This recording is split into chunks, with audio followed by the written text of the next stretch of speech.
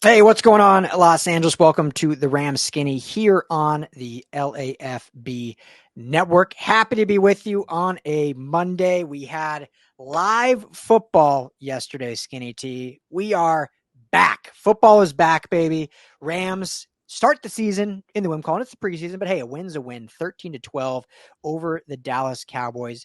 We are going to get all into that, break the game down, biggest takeaways, winners and losers, whatever you want to call it, talk about all the good, juicy stuff from that game at SoFi. But first and foremost, my man with the beautiful SoFi Stadium hat on, Skinny T, what's up, brother? How we doing? Doing great, man. If I'm wearing a hat, that means I haven't showered. Just an inside tip to the Okay. listeners and watchers out there. Yeah. But big news today. Highland Park had a earthquake that you and I have both felt. Whew. It was the biggest earthquake I felt in my 16 years in California. But not bad. Only one pitcher fell off of a shelf. So I'm still not in the traumatized Californian by an earthquake yet. Yeah. No, it was wild. I can think of one other one that was close. I don't know if scary is the right word, but the most like, once you have a kid, things like change a little bit. Yeah. But this was definitely the biggest one I had felt. And of course, horrible timing. Not that you plan these earthquakes, but my daughter, Mia, was on a like step stool ladder trying to get into the freezer when it happened. So she got Oh super wow. scared by it, obviously. Nothing happened. Same thing. Like I think one game fell off a shelf. Shockingly, like we have so much random crap all over our walls and shelf. I'm like, this is definitely like an earthquake hazard when you think about it. Like now I'm thinking of my daughter's room. Like, what can I make sure is not around her headboard so that happens? Yeah, wild. I mean, it was the epicenter was right where you and I live. So we definitely got the brute force of it for sure. Yeah, yeah. I remember my first earthquake. I was in San Francisco. I was couch surfing. I didn't have an apartment at the time. I was sitting on a friend's couch, and I thought it was a big truck rolling by. That's the Mm, Midwestern boy in me. yeah, Sometimes when those big 18 wheelers roll by a house, it shakes a little bit. Then I was like, that was an earthquake. yeah, So that was, yeah. yeah. My very first one, and then we'll move on. I remember moved out here when I was 18 to go to Long Beach State. My first job out here while I was in school was at Yogurtland. Sucked. Horrible I job. bet. Love Yogurtland. Not a fun job when you're 18 and working at a dorky place like that. But I was in the kitchen doing dishes, and all of a sudden, like you know how kitchens are, like everything's on racks and on shelves and stuff. All of a sudden, everything started just falling off the shelves. And I had lived in Long Beach for I don't know 4 months, and I was like, all right, this was definitely an earthquake. Like, and I have a lot to clean up now. This sucks. So Oh man. Yeah, that's rewash good. all these dishes I just did. But yeah, earthquakes are wild. I mean, it's of all the natural disasters, it's almost the scariest because you cannot prepare for it at all. And there's no like a tornado you can see or a hurricane. It's like the Yeah. weather gets bad. Yeah. And Right? you can plan hurricanes, like weeks in advance. Like, oh, let's leave town. A hurricane's coming. Tornado, Yeah. you see in the distance, like, let's not go that way or let's get to the basement. Fires, typically, even if it starts like very close to you, typically, I don't want to, there's obviously stuff that happens, Yeah. but typically you can get away. Blizzards you can plan for. Mudslides are basically mudslides and earthquakes, the two that are right here in LA. Like it just happen. You're just like, well, we're in it. Here we go. Yeah. Yeah, for sure. So, but glad everyone's okay. Glad you're okay. I'm still shocked. You, Skinny T, for those that don't know, which I don't think any of you would know because you probably haven't been to his house, but he has like this tower of books that's just stacked, like books on books. I'm still shocked that didn't fall over of all the things. The secret of that is there's actually a bookshelf in there that supports all those books. Is there really? Yeah, it's like an IKEA thing where the books are stacked like that, but there's shelves in there. Well, that's an optical illusion. I just literally thought it was 50 books on top of each other. You're not the only one. All right, So, IKEA, touche, yeah. touche. Yeah. But speaking of earthquakes, Dallas Cowboys come to town, come rumbling, and the Rams come out with a win. Took a lot of nicks, not in terms of injuries, but a lot of bad plays, most notably by the quarterback, which I think we'll start with. Yeah. Stetson Bennett, 4 interceptions, did have the game-winning touchdown, so at least that salty taste in everyone's mouth got a little sweet jab at the very end. But overall, I think it's clear right now. We still have the rest of preseason, so I'm not putting this guy out to pasture yet. But it's clear right now, if things progress this way, he's not the future at even the backup quarterback position. Your thoughts before we really dive deep, but just kind of your thoughts on this whole Stetson Bennett project. And did you see enough where you're like, okay, 4 interceptions are terrible, but I saw some improvements in areas? Or was it just an all out like, oh man, this is a disaster? No, I actually came away feeling really good about Stetson Bennett's progress. The last time we saw him in the preseason, he was skittish in the pocket. Didn't seem like he knew exactly what was going on at every moment. Running a lot more. And, you know, he still made those same mistakes last year. He threw 4 interceptions over 3 games. Two of those came in 10 plays of his last one. But he just looked a lot more comfortable in the pocket, a lot more comfortable with the offense. And, you know, that first half, he did throw 2 interceptions in the first half, but 110 yards, 60% passing completion percentage. And I thought that first half anyway was really encouraging. And I'm really glad that they kept him in there. I thought they were going to pull him at halftime. Had my whole article just planned out. What an impressive day. What an improvement for Stetson Bennett. You can only compare people to themselves. Like, he's not Matthew Stafford, but he has improved, and I was all ready to write that article. Did write that article, got it out there, and then I was like, oh, he's back in there in the second half, and he's not looking good at all. He actually threw 5 interceptions. One was overturned by a penalty, but and to his credit, he didn't get rattled. He just kept going back out there. McVay kept sending him back out there. He didn't pull him. He didn't yank him because he was playing poorly. He just kept putting him back out there, and that's great. That's all of those things are exactly what I wanted to see. And that last play, I didn't think it was going to happen, but he rolls out to the left and kind of does a sidearm submarine pitch right into the end zone. And, that's great. That all of that is good. 5 interceptions, though none of those looked good. None of those looked like he was just trying to experiment with something. One of them, a player fell down, and that wasn't his fault. But I think the rest of them were definitely on him. So, yeah, as McVay likes to say, lots of good things we saw, lots of things to work on still. Nice. But yeah, it's encouraging for Stetson that he's made this kind of progress. Yeah, good to see Morrell for Forrester with the touchdown grab. Forrestall.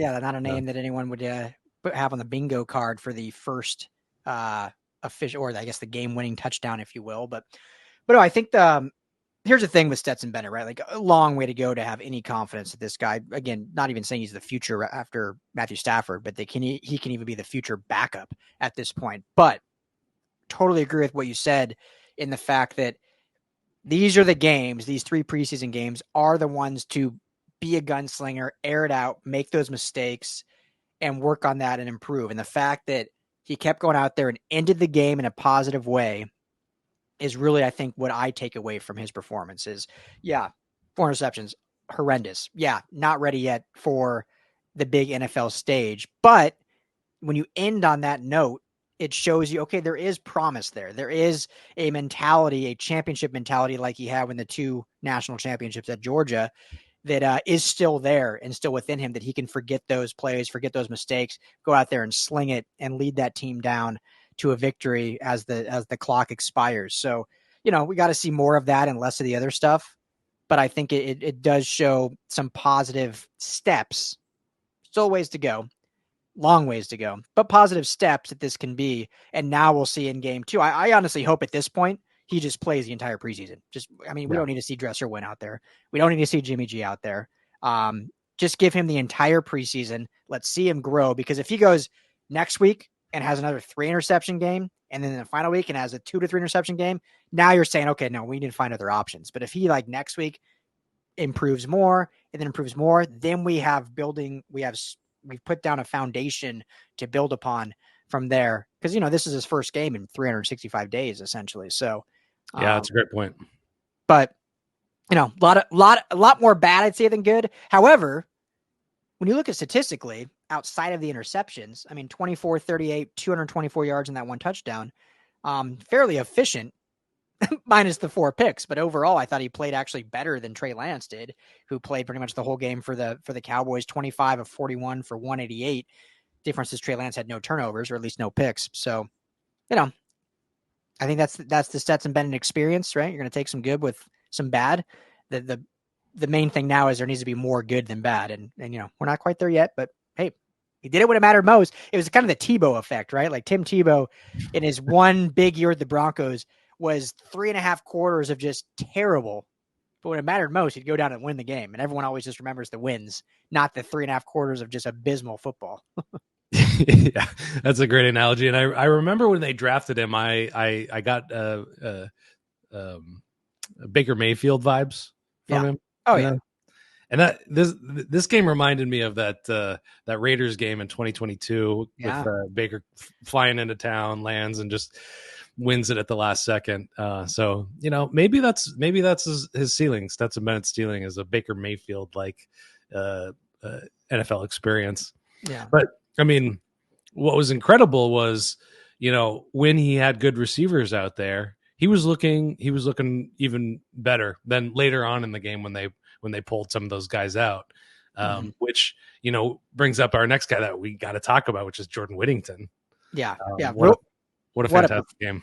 Yeah. What a performance. Real quick, before we get to this, last thing I'll say is, I'm so happy for him that he got that last drive and was able to score on that. Because you liken it to like golf, right? Like you could have a horrible outing on golf, but you birdie 18, it's like all forgotten. You're ready for your next round. You come back hungrier. A lot of times you bounce back off that.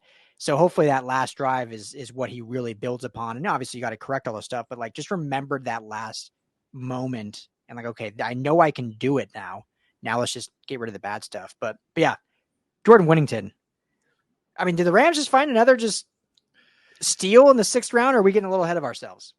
I mean, we're definitely ahead of ourselves, but that's okay. That's what this time of year is for, is to get really excited about these guys. Yeah. And he looked like the real deal out there. The thing that sold me on him was his incredibly complete route tree. And we saw that put on display where he was catching passes all over the place.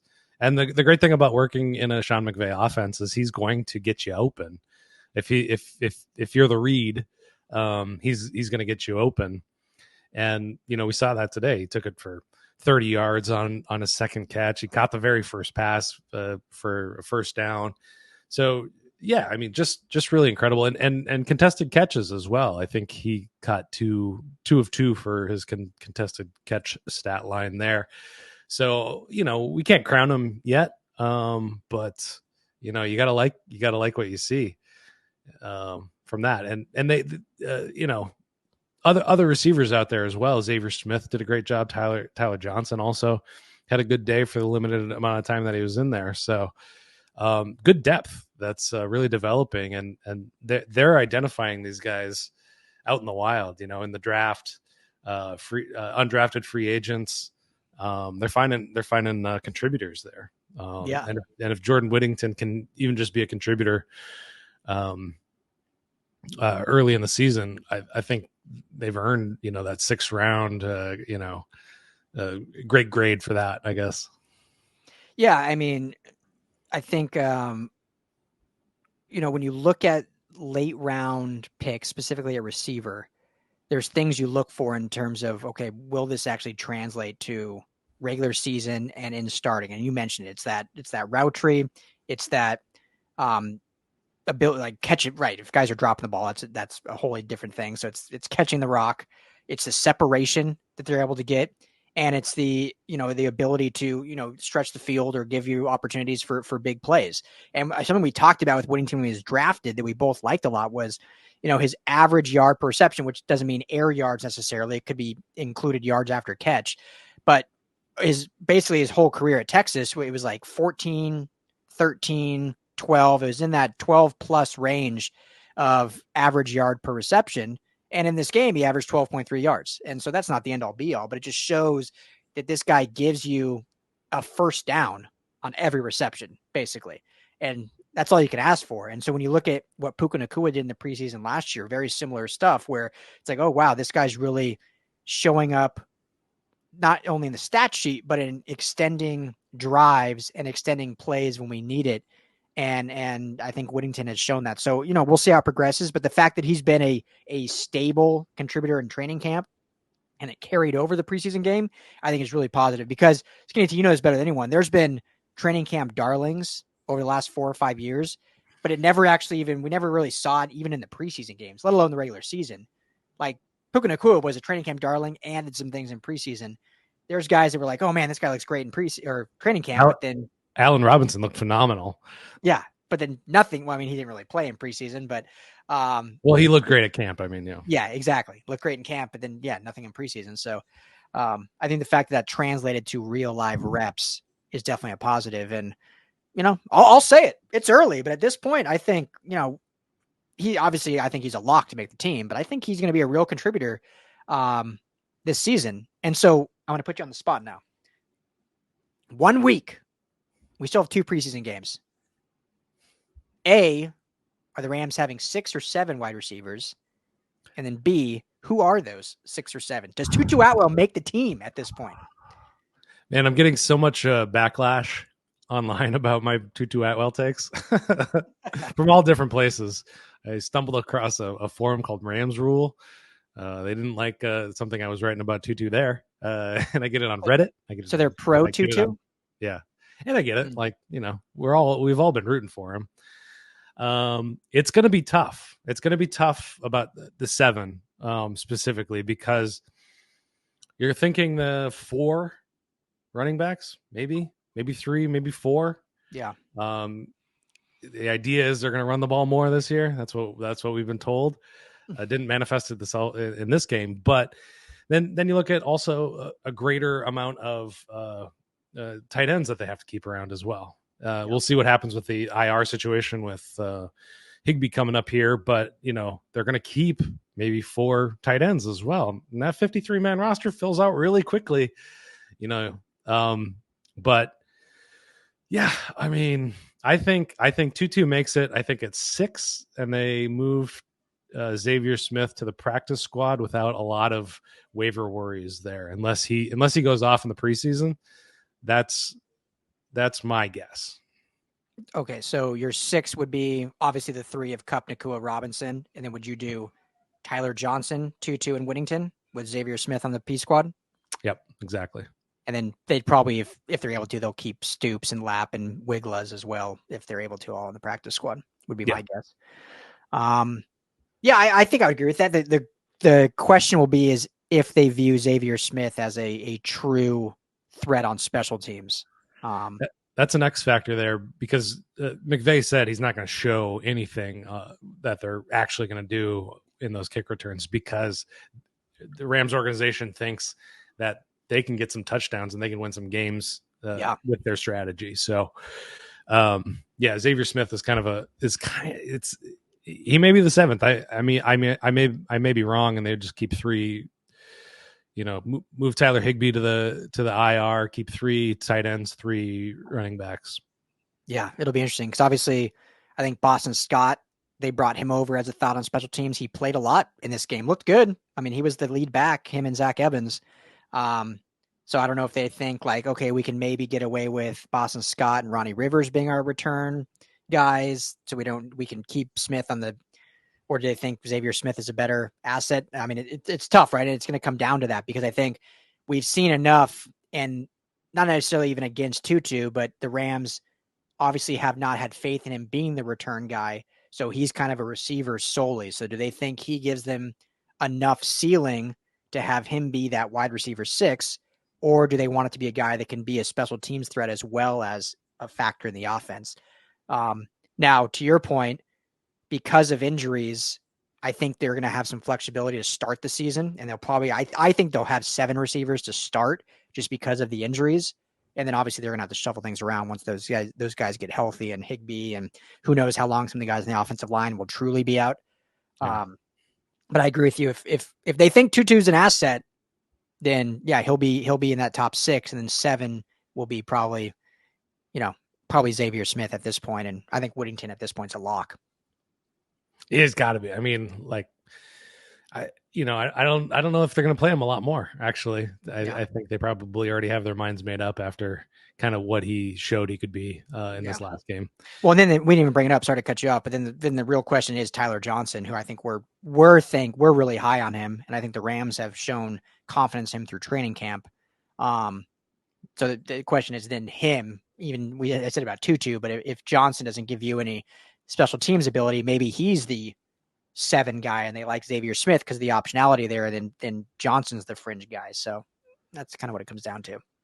Yeah, I don't think they can let Johnson hit the waiver wire at all to go back to the practice squad. I think his name is out there, and he's got the size, he's got the all the right stuff to land on a roster. So they're not. I don't think they'll chance that.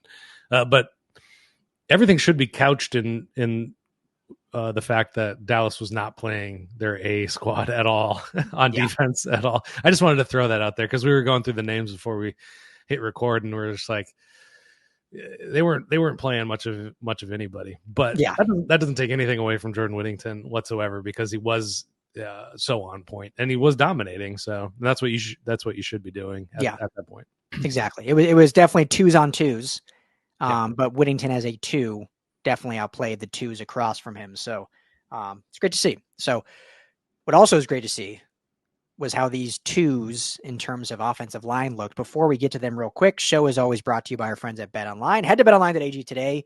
Tell them the guys over at the Ram Skinny sent you. Every sport is over there. Obviously, football coming up. We love Matthew Stafford as MVP. Rams win total over under 8.5. You can do all that at betonline.ag. Tell them the guys over here sent you. A lot of fun. Win yourself some money heading into this season. So as expected, no starters. I mean, 3 of them are injured, but no even fringe starters. Joe Noteboom, no one played. So we got to see a full grasp of the backups and depth. And again, going against the B and C squads in Dallas, obviously didn't have to go up against Micah Parsons and some of their heavy hitting. I mean, one of the better defensive line fronts in football. Didn't have to go up against any of those. But for being 2s on 2s or 3s on 3s or however you want to look at it, Rams are pretty good. I mean, I was pretty impressed. Your thoughts overall? We'll get to grades and stuff here, but I mean, you got to like what you see in terms of depth, knowing these guys aren't going to be starting unless something catastrophic happens. Yeah, they kept Stetson Bennett incredibly clean, which helped him a lot. You know, like I was saying before, he looked much more comfortable in the pocket. Well, the offensive line had a lot to do with that. And look at our guy, Logan Bruss, top scored offensive lineman for the Rams coming out of this game. So from a pass blocking perspective, he did fantastic. So I mean, that's super encouraging for a guy that was the Rams' #1 overall pick a couple years ago and has not been able to be a contributor through various reasons, including injury. So, I mean, you know, coming out of that Chargers joint practice where it just seemed like everybody was getting into the backfield. Now that was ones going on, 1s and 2s for the Rams, because they've just had all these injuries across the line. You know, so but positive. I mean, you gotta like that. If any of these guys can kind of get into that strata of being a guy that can come in for an injured Rob Havenstein, for instance, who's getting up there in years, and Jonah Jackson, who's got some injury history, and now Alaric Jackson, who's kind of his injury history is kind of stacking up over time, given what went down in 2022 and now early on here. So, I mean, this is probably my biggest takeaway is that, you know, some of these dudes are proving they're dudes out there, and you know, going back to 2022 when they did suffer some of those injuries, it was lights out. That was, I mean, you can blame a lot of things for 2022, but the injuries to the offensive line is where I start and finish with what was wrong in that year. So this is an improvement. Yeah, 100%. I mean, you alluded to it, but Logan Bruss, highest rated with an 89, or excuse me, we'll just go pass grade. So an 89.5 pass grade. Zach Thomas, who played left guard with an 86.9. Bo Limmer, who started at center, 82.5. And Warren McClendon, 74.3. And AJ McCurry was the lowest, 65.1, which isn't, great, but being essentially the third string left tackle, you'll take that. Only, two pressures really allowed by the true starters. And Justin Dedich came in at center, our guy from USC, and I thought he played pretty well too. So great to see what Wendell is doing with these guys' development. Again, it's against lesser opponents. I don't think this would be the case if they were going against the Dallas starters. But if the Rams are down all 5 starters in the season, it's probably toast anyway for them. So you got to like what you saw in terms of if one of these guys needed to slot in, we've seen some development, seen some progression. And in all the years we've watched Rams preseason football, again, we never see the starters under McVay. And the offensive line has always looked pretty porous in preseason. And so this was a one performance where it's like, oh, wow. Like there's been absolute development. There's been absolute progression here in terms of growth and whatnot. So, Logan Bruss, I think, is the one I'm most excited about because it's a guy that a lot of people probably cast away as just a bust. It's hard to call a third round pick a bust, but he was their first overall pick, but he was in the third round. But it was great to see him really have a nice performance. Let's see if he can stack that, because if they can go into the year, if they can get healthy with the 5, and then you have 3 to 5 guys that they feel good about, and Bruss can be one of those, along with maybe Limmer and McClendon. Like, okay, you now, and then with Joe Noteboom, so we'll say 4. You've got some good depth there that if things happen, because safe to say, Skinny T, like I think I don't want to put any bad juju out there, but 1 or 2 of these guys is going to get injured throughout the season. Not saying for a long time, but there's going to be stretches where they're going to need 3 or 4 of these depth guys to step in into starting roles. And so this is a great opportunity. As we mentioned, Stetson Bennett has a great opportunity to prove he can truly be that backup moving forward.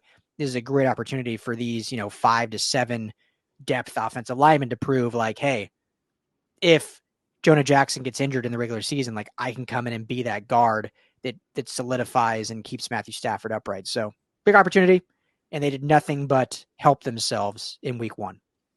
Yeah, 100%. And another encouraging thing about Bruss and just the interior in general is when Boston Scott was running to their gaps, still looking really good. On the outside, that's kind of where it fell apart a little bit. But you look at kind of his yards per carry, specifically Boston Scott's, through kind of the middle, running to the middle left, he's 9 yards. To the right guard, which was where Bruss was playing, another 9 yards per carry. That was just 1 carry, but those are 3 carries and averaged 9 yards on each one. So the rushing game is still working. Now, I noted before we started recording that under 30 carries for the running game. Do you chalk that up to McVay, going back to McVay, or do you think that maybe it's more he wanted to stress test Stetson Bennett as much as possible? I hope it's the latter. I hope it was just like, hey, let's see how steady Ben reacts to adversity. Like I think they feel good about their running back room. Boston Scott's a vet, and the fact that he led all backs, and Zach Evans, obviously at this point, they probably don't want to show a lot of Zach Evans because he's probably a P squad candidate, and they may not want to lose him. So they probably don't want to show a lot of him. But yeah, I hope it's more of offensive line. That's not, they're young. We want to see them in pass pro because how are they going to react to protecting Stafford if need be? And then be like, yeah, let's let Stetson Bennett air it out and let's see how he reacts. So hopefully we're not going to see all this money spent on the offensive line and they're just throwing it 45 times a game. Yeah, let's hope so. Yeah, not the situation we'd want. If you win, who cares? But I think we both agree, like, you got to establish a dominant run game, especially to go throughout the season, the slog that it is. So hopefully that'll be the case. But let's jump over the defense, Skinny. Yes. 12 points allowed. So many question marks. Again, preseason, they're going up against Trey Lance. None of the starting receivers or even offensive line. I mean, it was basically all backups on the Cowboys side, but a lot of the same on the Rams side. The scheme looks solid. The intensity looks solid. the coaching play calling. I mean, this is some of the first time we've seen live play calling from new DC Chris Shula. It all came together looking pretty damn good when you look at only giving up 12 points in an NFL game, regardless if it's an exhibition game or one that counts. Your biggest takeaway or just your thoughts overall on how this defense has looked and how exciting it is that of all the thing that had the biggest question mark through camp and into preseason has looked pretty dang good so far. Yeah, no, it's just incredible. My biggest takeaway is Chris Shula. That was probably our biggest question after he was hired is who is this guy? He's worked under Wade Phillips. He's worked under Brandon Staley. He's worked under Raheem Morris, all good defensive coordinators for sure. But it was like, who are you? And we learned a little bit of who Chris Shula is, which is kind of in the vein of that D'Amico Ryans 49ers kind of look on defense, which is people are just flying around, flying to the ball, getting to the carriers, playing with a bit of freedom and abandon as well.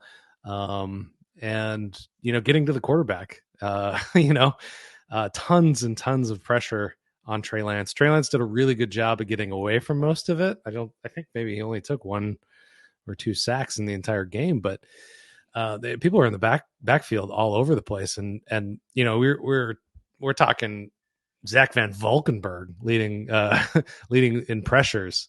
We're talking Nick Hampton really showing up for the first time that I remembered, just kind of being wowed by him. Keir Thomas as well coming off the edge, big number 96. My guy Omar Spates as well, in run defense and in pass rush. So I'm really encouraged by it. It's fun to see a more aggressive style. It's fun to see the fans react to that. Whereas the perception of the Raheem Morris was these soft coverages and not enough pressure, and both of those things were true. But we'll see what it really looks like. When ones are going against ones, but I love it. Yeah. Well, to put it into context, like we talked about how great the Rams offensive line looked.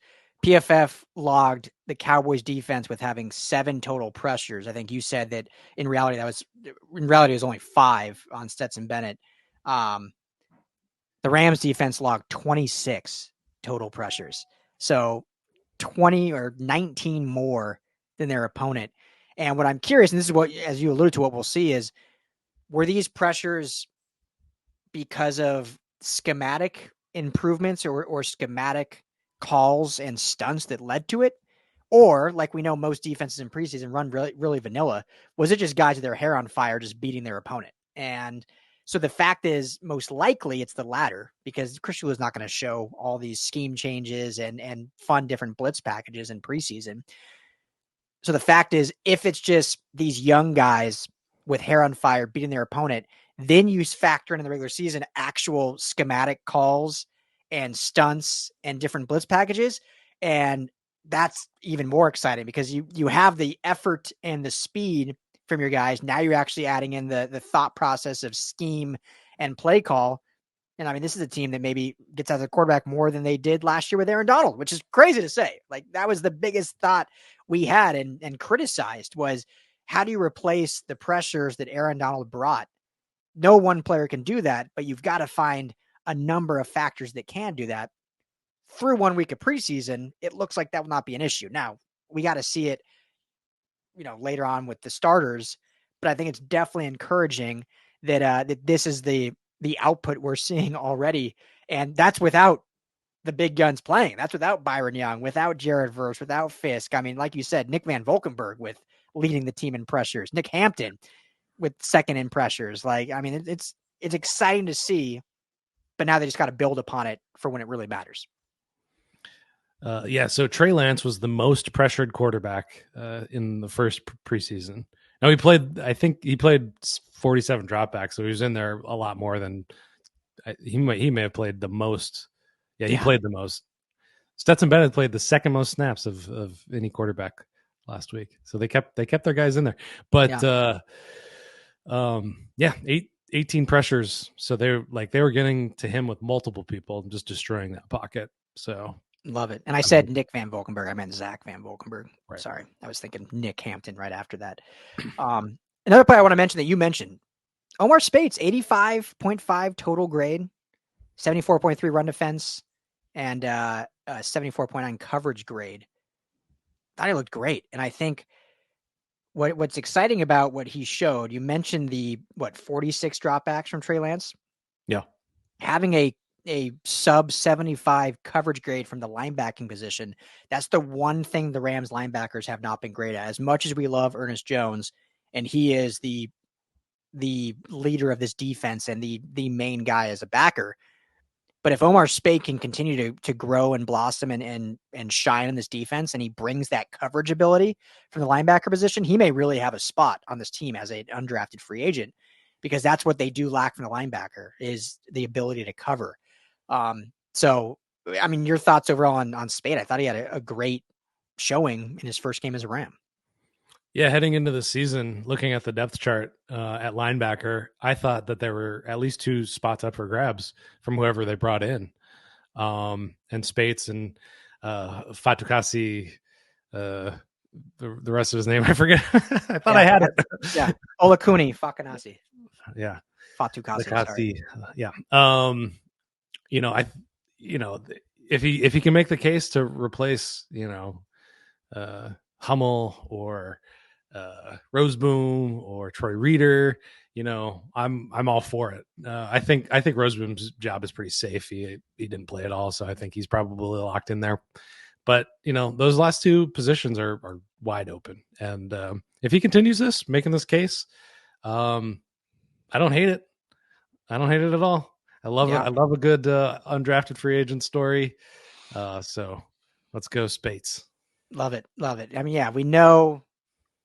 Okay, so let's do this. Based on week 1, 1 defensive UDFA and 1 offensive UDFA, who do you think makes this team? Put you on the spot, so I'll talk a little bit so you can think about it. Because we know the Rams, these guys get a lot of play in these, because not only do the Rams not play any starters, but even as we noticed, fringe guys don't play much. I mean, no Joe Noteboom, any of that. So there's definitely opportunity for them to show their skills. So who you got? 1 offense, 1 defense. You think that after 1 week, still got 2 to go, make the squad?